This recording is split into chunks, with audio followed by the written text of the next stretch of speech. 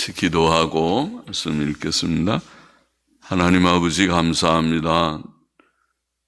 오늘도 하나님의 은혜로 저희들을 예배당으로 부르시고 이 새벽에 새벽 예배의 단을 함께 이곳에서 쌓게 하여 주시고 또 혹은 가정에서 함께 새벽 예배에 참여하는 자들이 있는 줄 아오니 주님 저들도 받아 주옵소서. 하나님 날마다 새벽을 주 앞에 경건하게 구별하며 예배드리며 찬송 부르며 기도하며 성경책을 조금 읽으며 묵상하며 하루를 시작하는 그런 복을 저에게 항상 주옵시고 주님 믿음으로만 살고 순종으로만 살고 또 경건하게 하나님과 교통하며 동행하며 살게 하여 주시기만을 원합니다. 주께서 이미 저희들을 사랑 가운데 주님 택하시고 또 깨끗게 하시고 주의 거룩한 백성 존귀한 자녀로 삼아 주신 줄을 믿사오니 주여 저희들이 주 안에 거하며 주의 사랑 안에 늘 살아가게 하여 주옵소서. 주께 다 의탁합니다. 부족하고 미천한 종에게 주의 말씀을 조금 해석할 힘을 주시고 또 모두들에게 은혜를 주셔서 주를 사모함으로 성경을 읽고 또 교훈을 얻고 마음에 새기고 기도하는 한 시간이 되게 하옵소서. 주님 혹 고난 가운데 있는 자들, 연약 가운데 있는 지체들이 있으면 다 사랑하시고 하나님의 긍휼과 자비 가운데 저들을 다 지키시고 평안을 주시기를 소원합니다. 감사하며 예수님의 이름으로 기도하옵나이다. 아멘. 아멘. 시편 120편 말씀. 거짓과 불화로부터 건져주소서 하는 간구의 기도입니다. 1절 다시 한번 읽어보십시다. 내가 환난 중에 여호와께 부르짖었더니 내게 응답하셨도다. 여호와여 거짓된 입술과 괴사한 혀에서, 괴사도 속이는 이런 뜻입니다. 거짓된 입술과 속이는 혀에서 내 생명을 건지소서. 너 괴사한 혀여 속이는 혀여 무엇으로 내게 주며 무엇으로 내게 더할꼬. 장사에 날카로운 살과 로뎀 나무 숯불 이리로다. 매색에 유하며 계달의 장막 중에 거하는 것이 내게 화로다. 내가 화평을 미워하는 자와 함께 오래 거하였도다. 나는 화평을 원할지라도 내가 말할 때에 저희는 싸우려 하는도다. 시편 저자는 환난 중에 있습니다. 그는 사람들의 비난을 받고 있습니다. 그는 그를 비난하는 거짓된 입술과 속이는 혀에 대해 말합니다. 잠언은 하나님께서 마음에 미워하시는 것들 몇 가지를 꼽으면서 교만한 눈을 첫째로 꼽았고 교만한 눈을 경계해야 되고 거짓된 혀 그 다음에 꼽았습니다. 거짓된 혀. 우리 이 혀가 항상 진실을 말해야 되는데 혀가 거짓말을 한다. 거짓된 혀, 하나님께서 미워하시는 죄 중에 중요한 죄다. 무죄한 자의 피를 흘리는 손, 악한 손이죠. 죄 없는 사람을 죽이는 것이니까 악한 계교를 꾀하는 마음, 악을 어쩌다가 실수로 악을 행해서도 안 되지만은 계획을 세우고 악을 행하는 몹시 나쁜 사람이죠.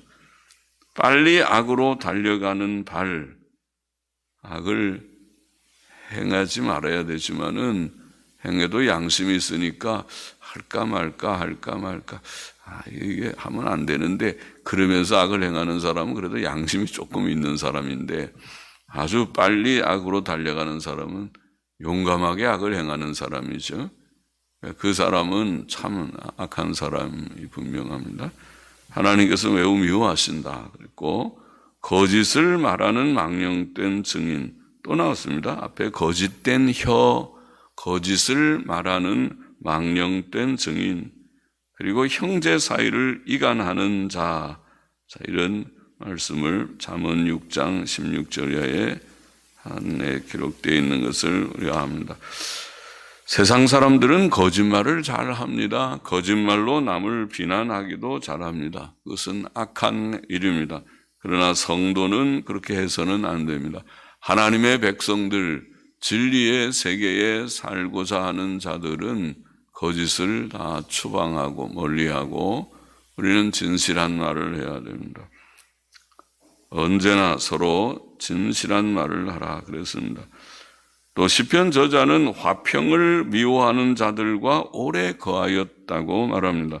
그는 매색에 유하며 게달의 장막에 거하는 것이 내게 화로다, 이런 표현을 하는데, 실제로 그렇다면 매색은 오늘날 터키 중부인데 유다 땅에서 떠나서 저 터키 쪽으로 올라가 살고, 또 게달은 사우디아라비아의 북서부라고 하는데, 그러면 유대 땅을 떠나 이방 세계에 살고 있다는 말이죠. 그래서 다 피난을 갔는지, 다 나라가 망해서 불풀이 흩어졌는지 그렇게 가 있습니다. 그는 화평을 원할지라도 그가 말할 때에 사람들은 그와 싸우려 하였다. 참 세상 살기가 어렵습니다. 그러면은 다 서로 사이좋게 지나면 좋을 터인데, 다 어려운 세상인데 서로를 불쌍히 여기고 좀 또 서로 좀 돌아보고 말로라도 위로하고, 그렇게 또 도울 힘이 있으면 서로 도와가면서 산다면 그래도 어려운 세상이라도 조금 그래도 살아갈 터인데, 그렇지 않고 나는 화평을 원하지만은 나와 싸우려고 하는 사람들이 주위에 많다면 참 세상 살기 어려운 세상일 것입니다. 하나님께서는 우리에게 사랑을 교훈하셨습니다. 주께서는 새 계명을 우리에게 주셔서 서로 사랑하라. 서로 사랑하라. 너희가 서로 사랑하면 세상 사람들이 너희를 예수의 제자로구나, 그렇게 알게 될 것이다 그랬습니다. 그러면 우리 교회의 특징은 사랑이라, 서로 사랑함을 실천하는, 서로 사랑하는 마음가짐을 가지는 것이 그런 교회다, 그런 말이 되겠지. 사도 바울은 교훈하기를 사랑엔 거짓이 없나니 악을 미워하고 선에 속하라. 형제를 사랑하여 서로 우애하고 존경하기를 서로 먼저 하라. 서로 먼저 하라. 그렇게 말했고, 또 아무에게도 악으로 악을 갚지 말고 모든 사람 앞에서 선한 일을 도모하라. 할 수 있거든 너희로서는 모든 사람으로 더불어 평화하라. 그런 말씀을 했죠. 그러니까 서로 사이좋게 지내라는 것입니다.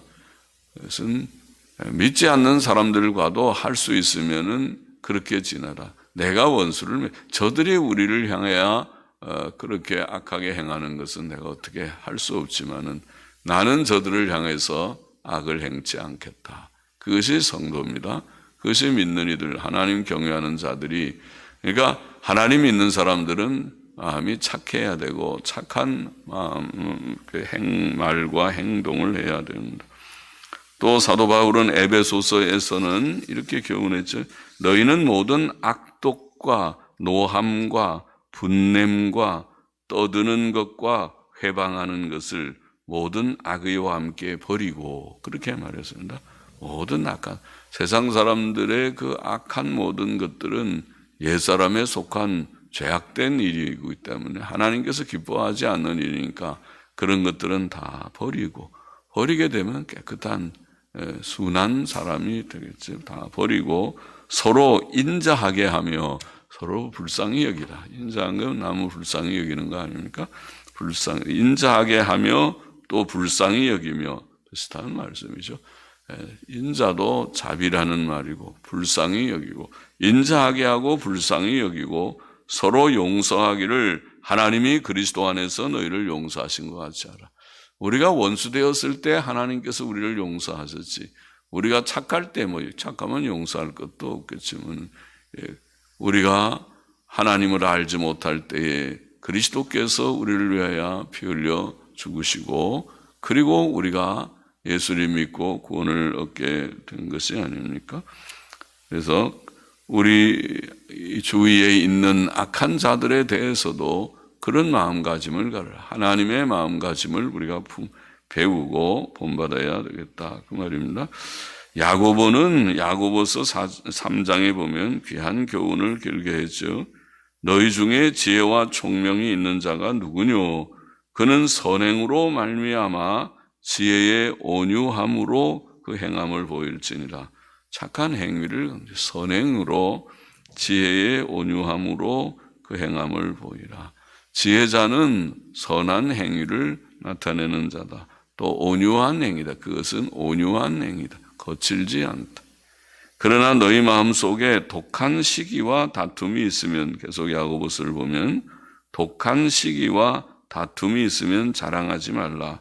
앞에 에베소 4장의 말씀과 비슷하죠. 모든 악독, 노함, 분냄, 떠드는 것, 회방, 남 비난하고 비방하는 것 이런 것들이 다 악한 것들이니까 그런 것은 다 버리도록 하라. 진리를 거슬러 거짓하지 말라. 이러한 지혜는 위로부터 내려온 것이 아니요 세상 사람들이 똑똑하다고 하더라도 그렇게 행하는 것들은 하나님이 주신 지혜가 아니고 세상적이요 정욕적이요 마귀적이니 그렇게 말했잖아요. 그런 마귀적인 지혜다. 그렇게 머리 좋은 것, 똑똑하고 머리 잘 돌아가는 것이 그거는 악마적인 마귀적인 일이다. 시기와 다툼이 있는 곳에는 요란과 모든 악한 일이 있음이니라. 오직 위로부터 난 지혜는 이제 참 지혜가 무엇인지를 가르쳐줬죠. 위로부터 난 지혜는 어떻게 말했습니까? 첫째, 성결하고 우선 죄 지으면 안 돼. 죄 짓는 지혜는 그것은 옳지 않아요. 하나님이 주신 지혜는 첫째 성결하고 다음에 화평하고 관용하고 양순하며 그렇게 표현했습니다. 하나님이 주시는 지혜는 서로 사이좋게 지내는 지혜, 또 양순하고 남을 좀 오래 참고 관용하고 양순하고 또 긍휼과 선한 열매가 가득하고 계속 비슷한 말씀입니다. 긍휼과 선한 열매가 가득하고 편벽과 거짓이 없나니 화평케 하는 자들은 화평으로 심어 의의 열매를 거두느니라. 그렇게 야고보는 자세하게 우리가 어떻게 처신하고 어떻게 말하고 어떻게 행동을 해야 할 것인지를 교훈했고 우리가 아는 바입니다. 마음에 새겨서 오 주여 위로부터 나는 지혜를 저희에게도 많이 내려주옵소서. 지혜자가 되게 하여 주옵소서. 세상적으로 똑똑한 척하는 자가 되지 않고 하나님이 주시는 참 똑똑함이 있어서 우리가 위로부터 난 지혜를 얻어서 좋은 사람 되게 해 주옵소서. 하나님을 알지 못하는 세상과 하나님의 백성은 교훈이 다르고 사는 방식이 다르지요. 가치관이 좀 다르고 인생관이 다르고 길 크게 말하면 세계관이 다릅니다. 세계관은 이 세상을 보는 눈이 다릅니다. 우리는 하나님 중심으로 사니까 하나님의 교훈을 받는 것이 하나님 세계관이죠. 세상 사람들은 하나님 없이 사는 자들이고 우리는 하나님 중심으로 살아야 하는 자들입니다. 그래서 서로 화평을 도모하는 서로 사랑하는 그런 착한 마음으로 살아가라. 그렇게 교훈했습니다. 시편 저자는 그런데 이 메섹과 게달에 거하는 삶이라고 말하면서 그런 분위기 자체가 화평과 거리가 멀었습니다. 자신은 화평하기를 원하지만은 사람들은 자기와 싸우려고 하는 그런 상황 속에, 그런 환경 속에 처해 있었다는 것입니다. 그래서 하나님 앞에 부르짖어 기도한 것입니다. 그것이 환난이었습니다. 그 시편 저자의 어려움은 바로 환경적인 어려움이었습니다. 그가 하나님 앞에 부르짖어 기도하였습니다. 하나님을 믿는 자는 어려운 일을 당할 때 기도해야 합니다. 기도해야 합니다. 환난 날에 하나님께 부르짖어 기도하는 자는 어려운 문제의 해답을 얻을 것입니다. 시편 3편 4절에서 읽은 대로 내가 나의 목소리로 여호와께 부르짖으니, 우리의 목소리로 하나님께 부르짖으니 그 성산에서 응답하시는도다. 할렐루야, 감사하죠.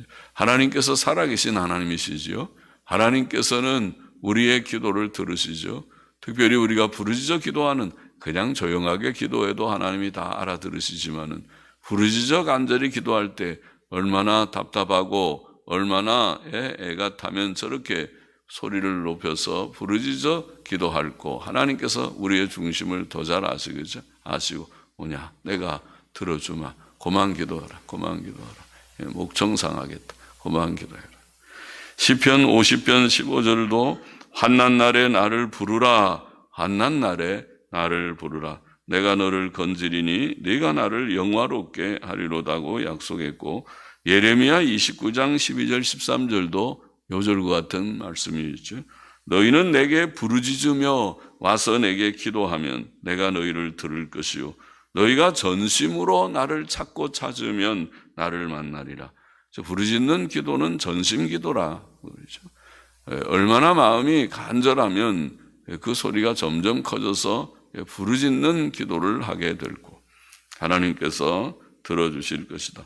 주께서도 기도를 많이 교훈하셨고, 우리가 잘 아는 마태복음 7장에 구하라 그러면 너희에게 주실 것이요 찾으라 그러면 찾을 것이요 문을 두드리라 그러면 열릴 것이니, 구해야 되고 찾아야 되고 문을 두드려야 그래야 누가 열어주든지 할 거다, 그렇게 했습니다. 두드리지도 않고 구하지도 않고 찾지도 않고 그렇게 하면 안 된다. 구하라, 찾으라, 두드리라 그렇게 말씀하셨고, 구하는 이마다 얻을 것이요 찾는 이가 찾을 것이요 두드리는 이에게 열릴 것이니, 기도를 하라는 것이죠. 기도하면 구하고 하나님 주세요, 이것을 주세요. 구체적으로 또 찾고 또 문을 두드리고 하나님께 하면 그렇게 주신다. 너희 중에 누가 아들이 떡을 달라 하면, 주님이 예를 들어서 아들이 아빠한테 떡 좀 주세요 그러니까 떡을 안 주고 돌을 주면, 돌을 줄 아빠가 누가 있느냐. 또 생선을 좀 달라, 난 물고기 좀 주세요, 나는 생선이 먹고 싶은데요. 그런데 뱀을 줄 사람이 있겠느냐. 아이고 징그러워서 뱀을 주면 그거 먹겠느냐. 너희가 악한 자라도 좋은 것으로 자식에게 줄 알거든. 그렇죠? 사람이 다 연약한 자, 악한 성정을 가지고 있는 죄인이지만은, 그러나 자식이 뭘 달라고 그러면은 좋은 거 주려고 하는 것이 부모의 심정이듯이, 자기는 못 써도 자식을 위해서는 좋은 거 주고 싶은 심정이 부모의 심정이듯이, 그것을 주님이 예를 들어서 하듯이, 하물며 하늘에 계신 너희 아버지께서 구하는 자에게 좋은 것으로 주시지 않겠느냐. 하나님은 악한 자가 아니고 정말 선하신 하나님이시니까 우리가 하나님께 하나님 좀 주세요, 떡을 주세요 그러는데, 떡 돌이나 먹든지 하거라. 생선을 좀 주세요, 물고기가 좀 먹고 싶은데요 그런데 생선은 안 주고 뱀이나 먹어봐라. 그렇게 하실 하나님이겠느냐, 그런 말씀이죠. 안 그러시죠. 사람도, 악한 사람도 좋은 거 자식에게 주려고 하는데, 하나님 아버지시고 우리가 자녀라면, 하나님이 아버지요 우리가 자녀라면, 우리가 하나님께 무엇을 구하면 하나님께서 오냐, 내가 좋은 것, 너가 구한 것보다 조금 더 좋은 거로 내가 주마. 그렇게 하나님께서 주시는 하나님이 아니시겠느냐, 이치가 그렇지 않느냐, 그렇게 교훈하신 것입니다. 또 주님께서는 요한복음 14장에는 보다 분명하게 기도 약속을 주시기를, 너희가 내 이름으로 무엇을 구하든지 그랬죠. 우리가 예수님의 이름으로 기도합니다. 그렇게 늘 기도하는데 내 이름으로 무엇을 구하든지 내가 시행하리니 주님이 약속 내가 시행하리니 이는 아버지로 하여금 아들을 인하여 영광을 얻으시게 하려 함이라. 또 반복하시기를 내 이름으로 무엇이든지 내게 구하면 내가 시행하리라. 그렇게 말씀하셨죠. 요한복음 14장 13절 14절 말씀이죠. 요절이고 약속의 말씀이죠. 기도는 그렇습니다. 기도는 성도의 특권이다. 아주 복된 특권이다. 그것은 복된 특권, 약속 어음과 같고 또 아주 신용카드와 같은 그런 특권이다. 기도가 하나님 주세요. 약속대로 주옵소서. 그렇게 구할 수 있다. 특히 환난 날에 바른 대책이라고 하겠습니다. 어려운 문제, 아무런 해결책이 보이지 않는 때에도 하나님이 아직도 살아계십니다. 하나님께서 우리 편이십니다. 하나님께서 모든 것을 주실 수 있는 부자 하나님이십니다. 우리는 부자 부모가 못 될지라도 하나님은 부자 아버지십니다. 하나님께서는 전능하신 하나님이십니다. 모든 만물이 하나님의 것입니다. 하나님께서 하고자 하시면 우리에게 필요한 것 넉넉히 주시는 하나님이십니다. 시편 저자는 하나님의 기도 응답을 체험하였다고 표현하고 있습니다. 1절에 내가 환난 중에 여호와께 부르짖었더니 내게 응답하셨도다고 우리에게 말합니다. 그는 하나님께 거짓된 입술과 속이는 혀에서 그의 생명을 건져달라고 그렇게 간구하였는데 하나님께서 응답하셨습니다. 그는 그를 비난하는 자들로부터 구원을 얻었습니다. 또 하나님께서 그를 비난하는 자들에게 징벌을 내리셨다고 표현하고 있습니다. 그는 하나님께서는 그 악한 자들에게 용사의 날카로운 화살을 보내주셨다. 활 잘 쏘는 용사가 날카로운 화살을 딱 겨냥해서 쏘았어요. 오늘날로 말하면은 1등 사수, 특등 사수가 총을 딱 겨냥해서 정조준해서 쏘아서 정곡을 맞춰서 상대를 원수를 쓰러뜨린 것과 같이 하나님께서 그들에게 용사의 날카로운 화살을 보내주셨다. 죽인다는 말이죠. 명중이다. 너는 죽었다. 또 로뎀 나무에 숯불을 부어주셨다. 이거 무섭습니다. 숯불이 우리 머리 위에 부어지면 어떻게 하라고? 뜨거워서 그건 사람이 타서 죽을 것입니다. 큰 화상, 아주 심한 화상을 당해서 구제불능하게 될 것입니다. 하나님께서 악인들에게 큰 화를 내리신다는 것입니다. 치명적인 재앙을 주실 것이다. 다시 회복할 수 없는 재앙을 주실 것이다. 악한 자들은 지금은 악하게 막 의인들을 핍박하고 자기네들이 의기양양하게 이기는 것처럼 하고 또 그들이 웃고 즐기고 할지 몰라도 하나님께서 하늘에서 보시고 노하시고 너 그렇게 하면 안 돼. 사람답지도 못하게 짐승도 그런 짓은 안 한다. 그렇게 하면 안 된다. 내가 너를 좀 책망하리라고 하나님께서 일어나시면 어떻게 하려고 하는가. 다윗은 시편 65편 2절에서 기도를 들으시는 주여 모든 육체가 주께 나아오리다 이런 말씀을 했죠. 하나님께서 살아계시다. 하나님께서 살아계셔서 성도가 당하는 이 어려운 문제들을 하나님께서 보시고 계시고 또 들어주시는 하나님, 귀머거리 하나님이 아니시다. 하나님께서 우리가 기도할 때 주여 기도하면 기도를 들으시는 주여 모든 육체가 주께 나아오나이다. 하나님께서 기도를 잘 들어주시니까 그럼 모든 하나님을 아는 사람들은 기도 응답을 체험한 자들은 어려운 문제를 당할 때마다 너무 낙심하지 않고 조금만 그저 마음이 약해질 듯 하다가도 또 이보다 기도해야겠구나. 그리고 방석 들고 기도의 골방으로 들어갑니다. 또 무릎 꿇고 앉아서 하나님하고 아뢰기 시작했습니다. 하나님께 부르짖어 기도하기 시작했습니다.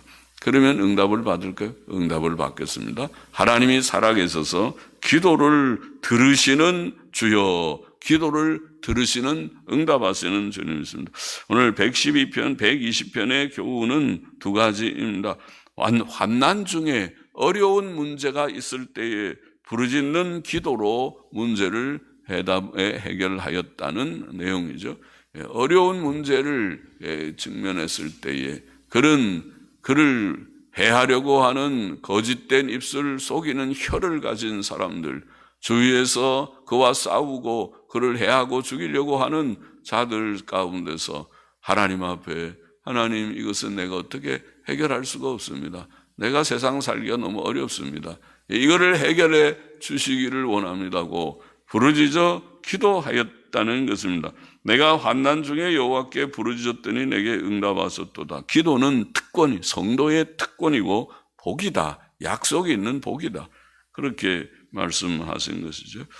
그러니 기도하라. 얼마나 성경은 구구절절히 모두 기도하라. 이번엔 기도하라. 지난번에 119편은 성경도 많이 읽어라. 새벽에도 읽고 밤에도 읽고 그렇게 하라. 고난인 자체가 문제가 아니고 내가 하나님 중심으로 나가면 다 이길 수 있는 법이니 하나님의 말씀을 사랑하는 자에게는 큰 평안을 주시나니 저에게 장애물이 없는 것이다. 그러니 기도하고 성경 읽으라 했는데 여기에 환난 중에 기도하라. 둘째는 여기에 그 주위에 지금 문제가 뭐냐면은 주위에서 사람들이 거짓말하고 또 서로 사이좋게 지내지 않고 미워하고 죽이려고 하고 그런 환경이 문제였습니다. 성도가 하나님 앞에 받은 교훈과 성도가 살아가는 생활하고는 전혀 다릅니다. 우리는 바르게 살고 갈 것입니다. 성경의 교훈대로 어떻게 해요? 진실하게만, 진실한 말만 해라. 거짓말이지만 거짓말하면 그거는 세상 사람이랑 똑같아. 그거는 안 된다. 거짓말하지 말고 그 다음에 서로 사랑을 실천해서 화목하고 사이좋게 잘. 그러면 예수님 믿는 그런 사회만이라도, 교회만이라도, 성도들의 가정만이라도 우리가 처한 그런 작은 데서 작은 빛이 될 것이다. 아, 인생은 저렇게 살아야 좀 착하고 좋은 사람이다. 나도 저렇게 살아볼까? 나도 하나님 좀 믿어볼까? 그렇게 될 것입니다. 예수님 믿는 사람들이 그렇지 못하고 세상 사람처럼 살면 무엇이 본이 되겠습니까? 무엇이 빛이 그것이 너희가 세상의 빛이라고 하는 말씀하고 반대로 살고 있는 것입니다. 빛이라는 말은 바로 이것을 말합니다. 착하게 살아라. 진실하고 착하고 선하고 그리고 서로 사이좋게 지내고 사랑을 조금이라도 실천해 보려고 하고 그렇게 살아라. 그런 교훈입니다. 그렇게 우리가 살아가는 우리 모두가 되어야 하겠습니다. 기도하십시다. 하나님 아버지, 어려운 문제가 있을 때에 부르짖어 기도하여 응답받은 것과 같이 하라고 기도의 교훈을 짧은 시에 주셨고 기도하라, 기도하라. 어려운 문제가 아니고 기도 안 하는 것이 문제니 기도하라고 가르쳐 주셨고 또 여기에 시편 저자의 어려운 문제를 통해서 우리는 성도가 어떻게 살아야 될 것인지를 다시 한번 생각해 하셨나이다. 주님, 우리에게는 항상 진실이 있게 하시고 우리에게는 아부자는 선함이 있게 하여 주셔서 내가 하나님을 위해서 주님 하나님의 뜻을 받들어서 이 어두운 세상에서 작은 빛이 되고 좋은 사람들, 좋은 삶을 살아가는 우리가 되게 하여 주시기를 소원합니다. 감사하며 예수님의 이름으로 기도 또 헌금하는 심령도 받아주시기를 원하며 예수 그리스도의 이름으로 기도하옵나이다. 아멘.